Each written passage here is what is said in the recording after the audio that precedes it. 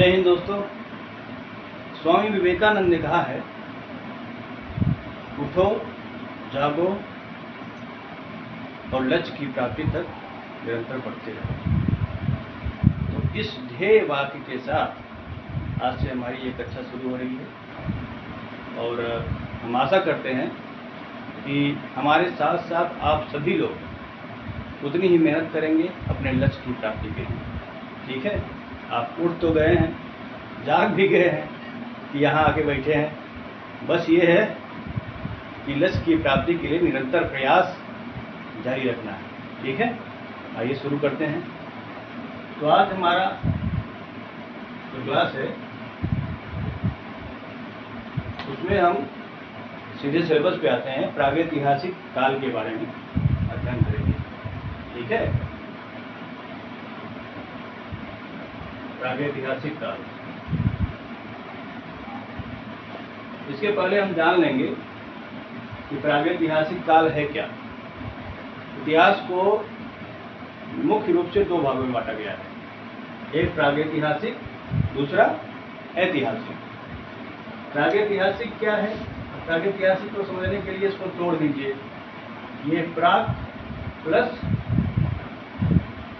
ऐतिहासिक, मतलब ऐतिहासिक के जो पहले वाला काल है उसको हम प्रागैतिहासिक काल बोलते हैं। दोनों में अंतर क्या है?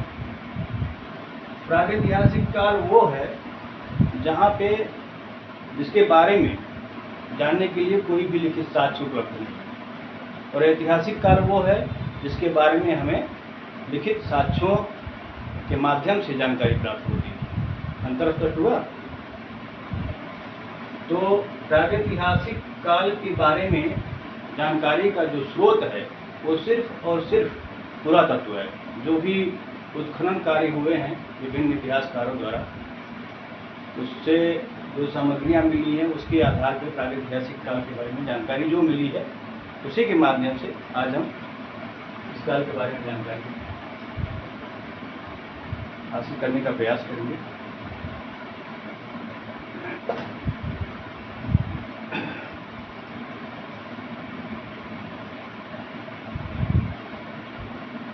अब सर्वप्रथम जो है डॉक्टर प्राइमरोज,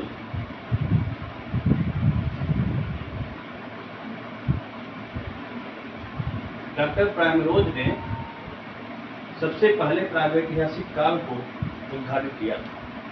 ठीक है, इस शब्द का सर्वप्रथम प्रयोग डेनियल विल्सन द्वारा। प्रश्न पूछ दे तो प्रागैतिहासिक शब्द का सर्वप्रथम प्रयोग किसके द्वारा किया गया? किसके द्वारा किया गया? डेनियल विल्सन द्वारा। ठीक है, ये 1842 में एक डॉक्टर जो प्राइमरोज हैं, उनको 1842 में कर्नाटक के लिंगसुगूर में जो है प्रागैतिहासिक काल से संबंधित उपकरण मिले, जिसके आधार पर इस काल की पहचान की गई। ठीक है,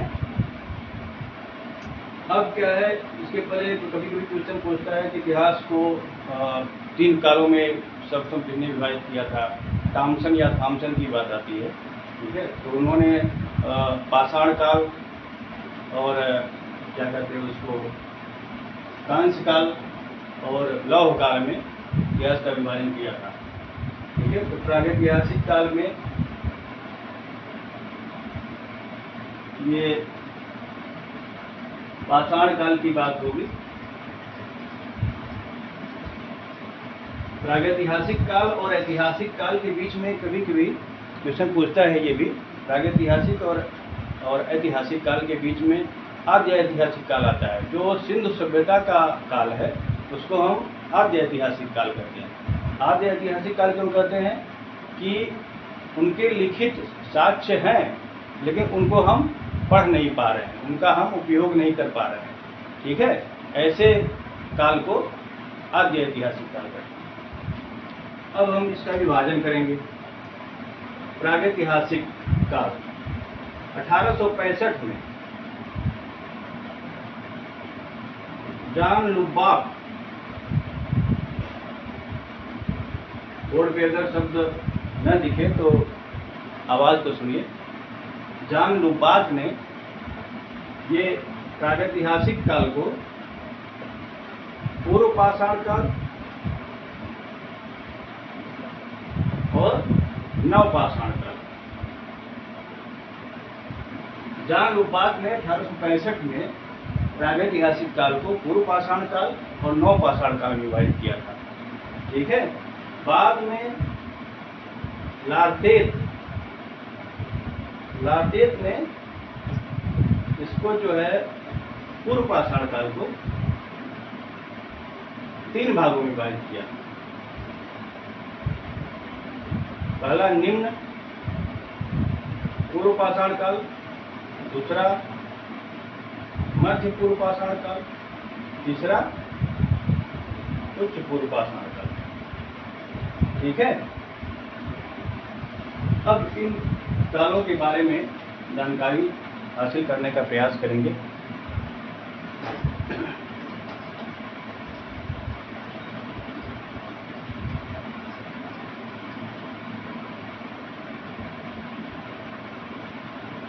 इसके पहले ये पाषाण काल को देखेंगे। प्रागैतिहासिक काल में प्रागैतिहासिक काल को पाषाण काल को मोटा जो है 3 भागों में, पूरा पाषाण काल, मध्य पाषाण काल तथा नव पाषाण काल, 3 भागों में विभाजित किया गया है। इसको पैलियोलिथिक एज, इसको मेसोलिथिक एज, इसको नियोलिथिक एज। यहाँ मैं पूरा लिख नहीं रहा हूँ, टाइम की वजह से टाइम बढ़ जाएगा, तो शब्दों पर ध्यान दीजिए। इसका जो काल है पूरा पाषाण काल का 25 लाख ईस्वी पूर्व से 10,000 ईस्वी पूर्व तक, 25 लाख ईस्वी पूर्व से 10,000 ईस्वी पूर्व तक का काल पूरा पाषाण काल का है। और मध्य पाषाण काल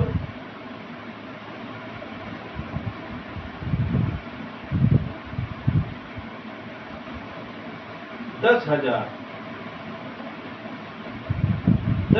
ईस्वी पूर्व से 4,000 ईस्वी पूर्व तक।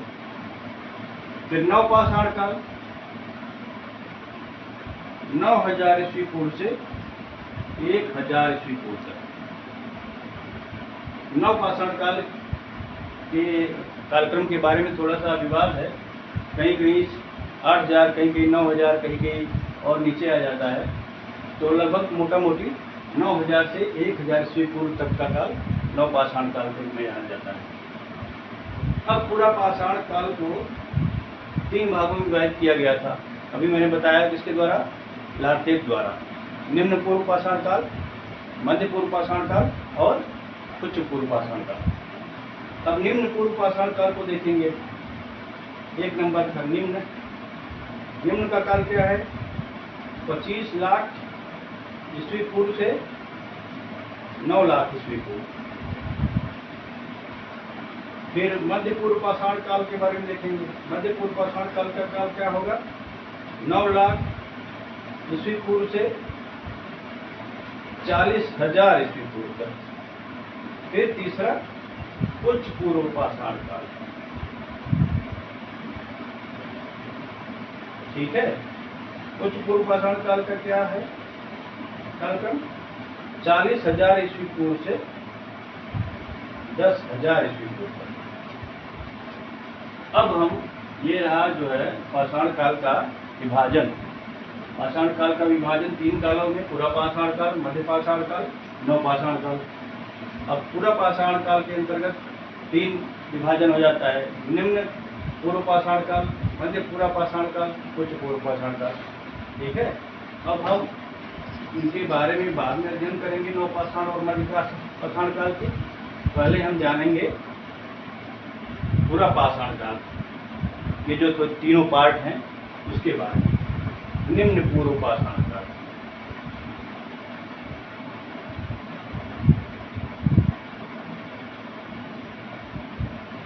निम्न पूर्व पाषाण काल में दो संस्कृतियां सामने आती हैं, ठीक है। पहला है चापर चापिंग पेगुल संस्कृति,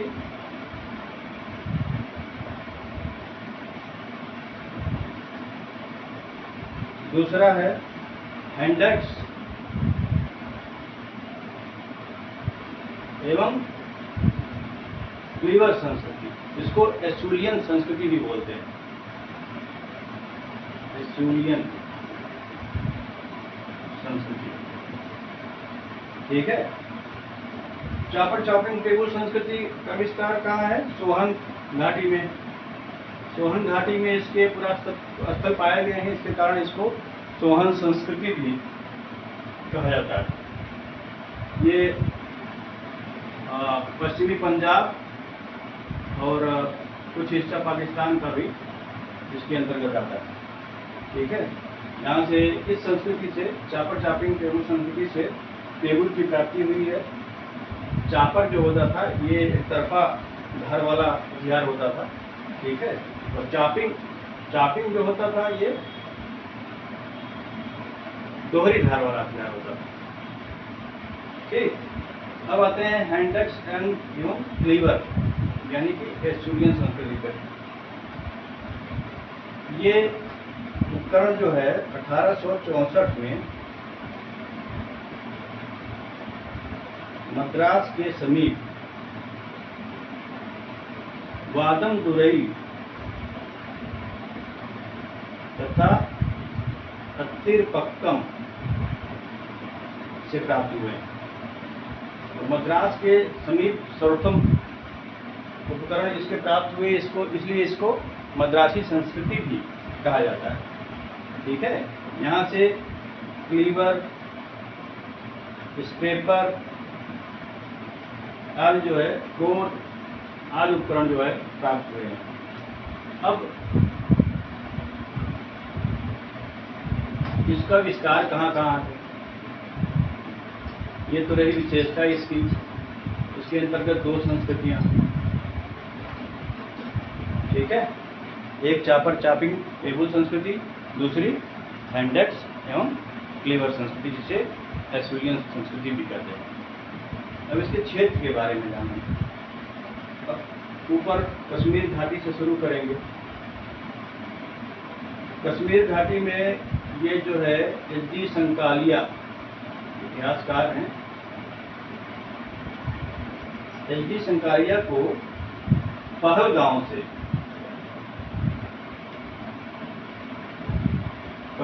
से जो है हाथ की कुल्हाड़ी प्राप्त हुई है, ठीक है।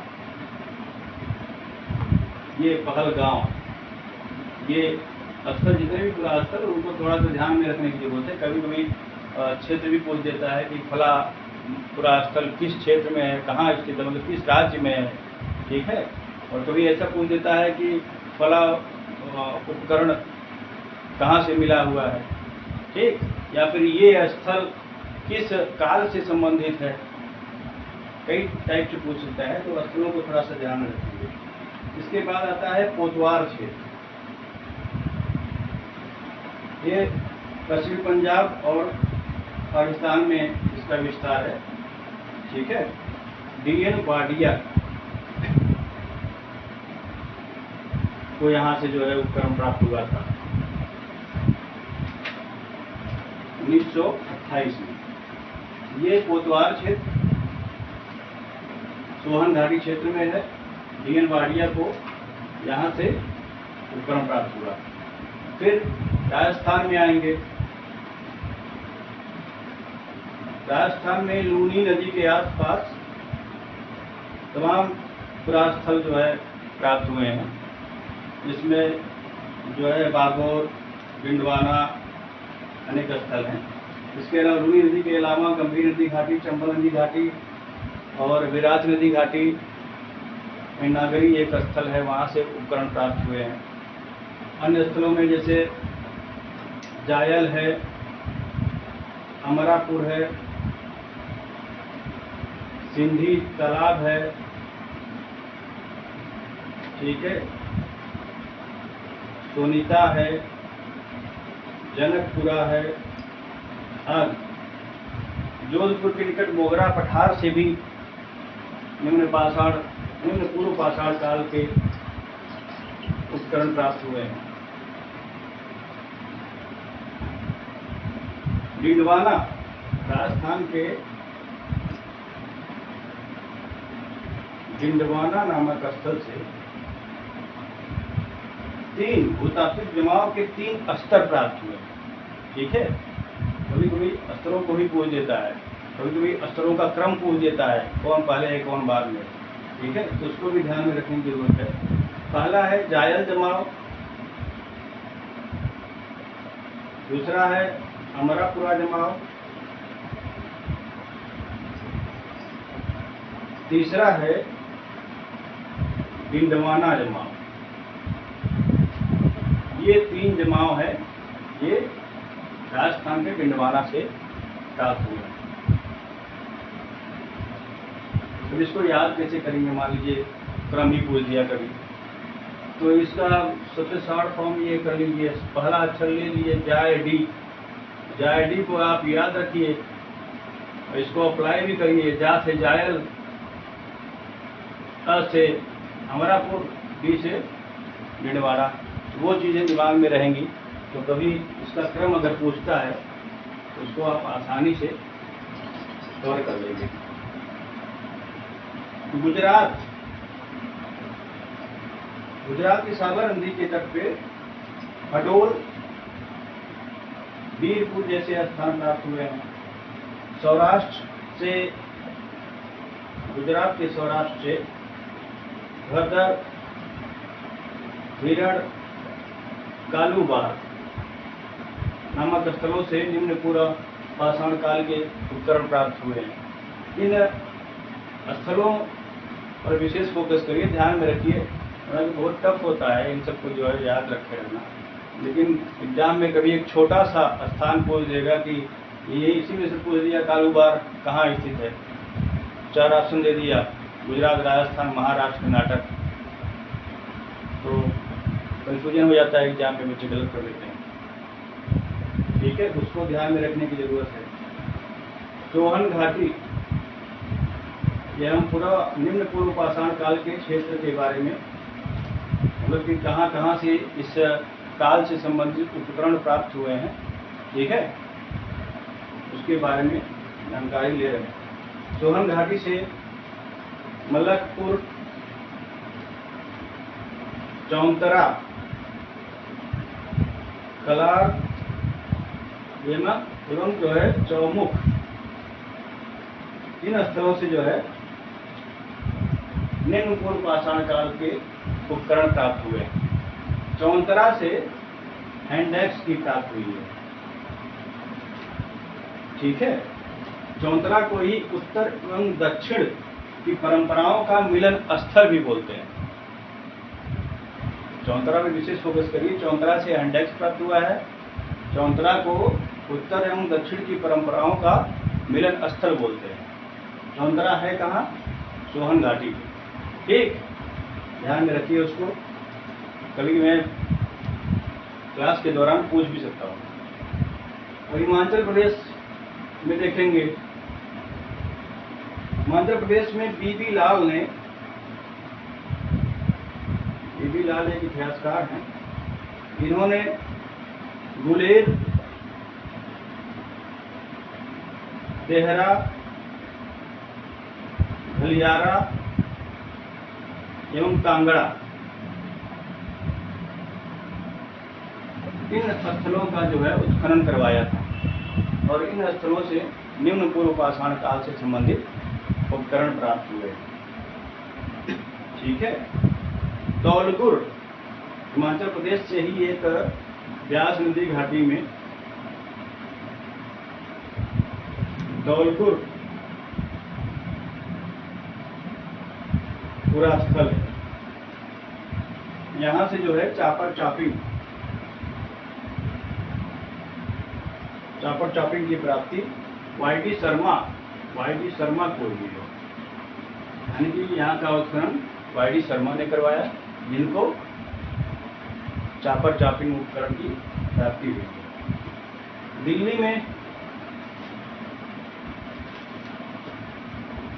में अनंतपुर से इस काल से संबंधित उपकरण प्राप्त हुए हैं। ठीक है। चंडीगढ़ में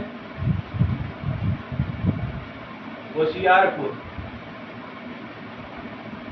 चंडीगढ़ का जो है स्थल है होशियारपुर, होशियारपुर से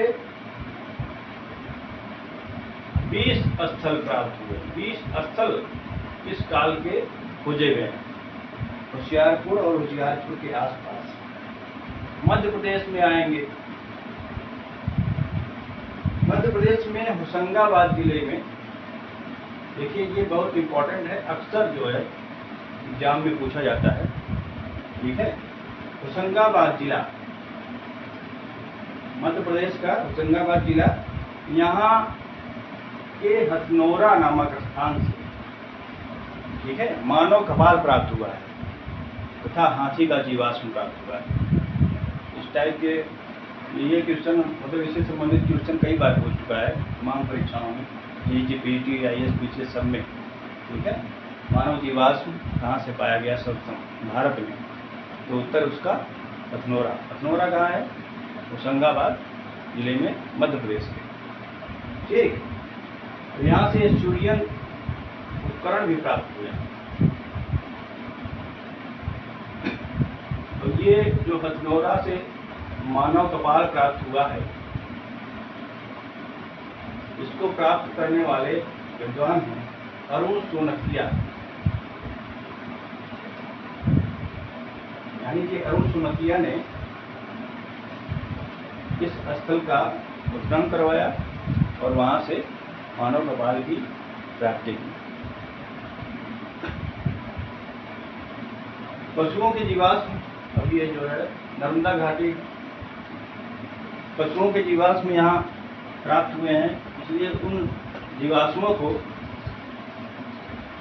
नमदिकस कहा गया है। नर्मदा घाटी से प्राप्त होने के कारण उन जीवाश्मों को नमदिकस कहा गया। इन पशुओं में भैंसा, दरियाई घोड़ा, हाथी घोड़ा आदि। नर्मदा घाटी में ओडुआ प्रकार के टेबुल उपकरण भी प्राप्त हुए हैं। ये इन उपकरणों की प्राप्ति एक खत्री को हुई है। ठीक है। ये ओडुआ टेबुल उपकरण सर्वप्रथम महादेव पिपरिया से प्राप्त हुए हैं, इसलिए इसको महादेवियन भी कहते हैं। ठीक। अब मध्य नर्मदा घाटी क्षेत्र में आएंगे हम। इसमें जो भूतात्विक जमाव है,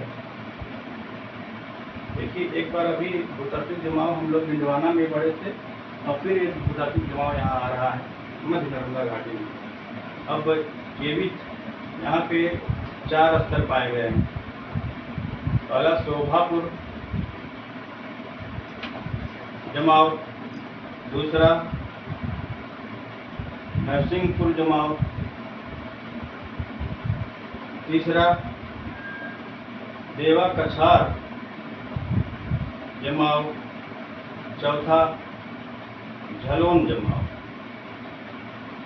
ठीक है। ये क्रम भी आप लोग याद रखिएगा, क्योंकि इस टाइप के जितने भी स्तर प्राप्त हुए हैं वहाँ से कभी न कभी क्वेश्चन बनते ही हैं। इसके बाद सोन घाटी आते हैं। सोन घाटी से तमाम उपकरण प्राप्त हुए हैं। बागोर, सोन घाटी में बागोर एक स्थल है, इसका उत्खनन इलाहाबाद विश्वविद्यालय और बर्कले विश्वविद्यालय द्वारा संयुक्त रूप से किया गया था। इलाहाबाद विश्वविद्यालय से प्रोफेसर जीरा शर्मा और बर्कले से के.डी. क्लार्क, दोनों विद्वानों ने इसका संयुक्त रूप से उत्खनन करवाया था। यहाँ से पशुओं के जीवाश्म प्राप्त हुए हैं। ठीक है। इसी स्तर से, निम्न पूर्व पाषाण काल के स्तर से यहाँ पशुओं के जीवाश्म प्राप्त हुए हैं। अब यहाँ जो क्रम है फिर एक नवीन स्थलों का क्रम आ गया, निम्न पुरापाषाण काल से संबंधित जो भूतात्विक स्तरों का क्रम आता है वो सिहावल, दूसरा पटपड़ा, तीसरा बाघोर, चौसा तौही। इस पे प्रश्न आ चुके हैं, इसलिए इसको विशेष ध्यान दीजिए। जो 4 स्तर हैं सिहावल, पटपरा, बाघोर और सितौही, इसको याद करने के लिए ये चारों शुरू के अक्षर आप याद कर लीजिए, उसके बाद उसको सेट कर लीजिए, वो याद रहेंगे। ये क्रम पूछ देता है, पहले कौन क्रम है, लास्ट में कौन क्रम, ठीक है। पहले मतलब ये सबसे प्राचीन हुआ और ये कभी सबसे नवीन हुआ, कभी प्राचीन और नवीन करके ही पूछ लेता है, ठीक। अब इसके अलावा मध्य प्रदेश में हम जो है अन्य स्थलों की बात करेंगे तो मैहर जो धार्मिक स्थल भी है वहाँ उत्पन्न हुआ, वहाँ से भी उपकरण प्राप्त हुए हैं। समनापुर, नरसिंहपुर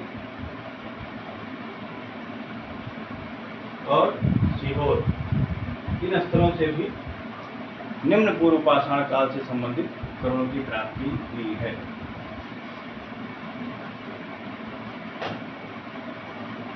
मध्य प्रदेश के बाद हम देखेंगे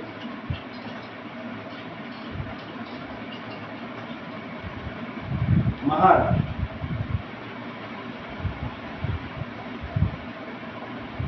महाराष्ट्र में एक स्थल है चिरकी निवासा, ठीक है, ये बहुत ही महत्वपूर्ण स्थल है। इसको उपकरण निर्माण की ये कार्यशाला, ठीक है, इस उपकरण निर्माण की कार्यशाला इसको बोलते हैं, इसको चिरकी निवासा को, जो कि महाराष्ट्र में, ठीक। इसके अलावा गंगापुर, भदने, यसर, बोरी एवं मेरगांव, ये सभी स्थल निम्न पूर्व पाषाण काल से संबंधित हैं।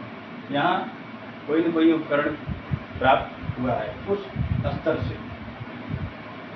बोरी, ये महाराष्ट्र का एक स्थल, यही स्थल है जो है बोरी।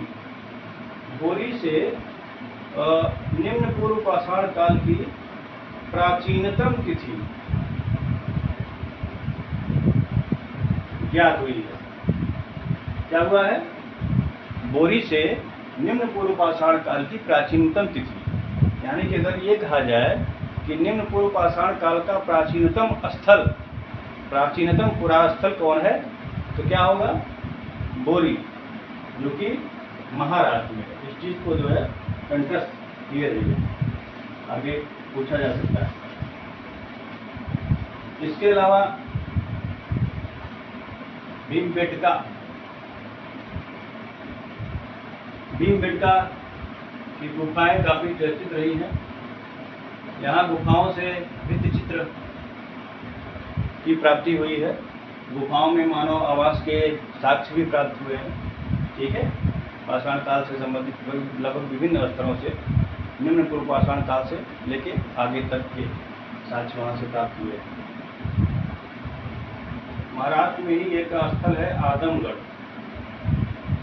आदमगढ़ से भी जो है उपकरणों की प्राप्ति हुई है निम्न पूर्व पाषाण काल के। अब आते हैं उत्तर प्रदेश में। अभी हम निम्न पूर्व पाषाण काल से संबंधित जितने भी पुरास्थल प्राप्त हुए हैं उनके बारे में जानकारी हासिल कर रहे हैं। जिन जिन क्षेत्रों से इस काल से संबंधित स्थल प्राप्त हुए हैं, उत्तर प्रदेश में देखते हैं। उत्तर प्रदेश में बेलन घाटी बहुत ही महत्वपूर्ण है, ठीक है।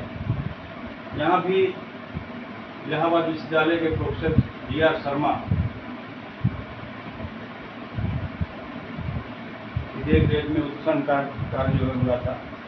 यहाँ से लगभग 44 पूरा स्थल निम्न पूर्व पाषाण के प्राप्त हुए, जिनसे हैंडएक्स, क्लीवर, टोल, चापर चॉपिंग अन्य उपकरण प्राप्त हुए। विंध्य की पहाड़ियों पर अन्य स्थलों में जो है मुरली महुगढ़, चांदातरी, रामगढ़वा, बिलरही, करौदहिया आदि ये सभी स्थल निम्न पूर्व पाषाण काल से संबंधित है। यहाँ से इस काल से संबंधित उपकरणों की प्राप्ति हुई। कर्नाटक के स्थलों की बात करेंगे तो कर्नाटक के स्थलों में लखमापुर, यदियापुर, हुड़सगी, नागवाड़ी ये स्थल महत्वपूर्ण है। आंध्र प्रदेश में देखेंगे प्रकाशम, नेल्लोर, गिल्लूर, करीमपुर से निम्न पूर्व पाषाण काल से संबंधित उपकरणों की प्राप्ति हुई है। ठीक है।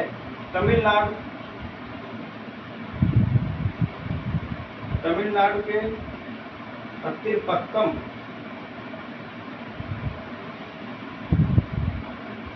से एस्टूरियन औजार प्राप्त हुए हैं तथा जंतुओं के 17 पदचिन्ह यहाँ से प्राप्त हुए हैं अत्तिपक्कम से।